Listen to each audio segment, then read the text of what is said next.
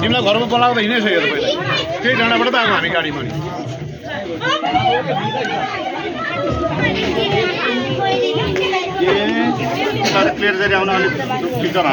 होइन दाइ क्लियर छ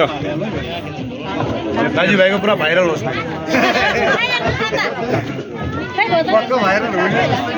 यतिको राम्रो मान्छे त भाइरल भइहाल्छ नि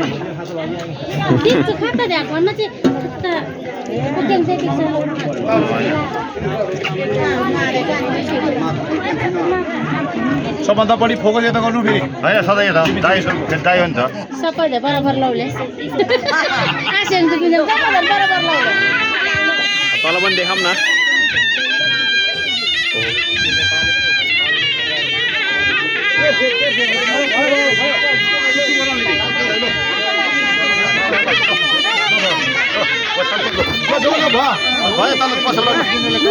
भयो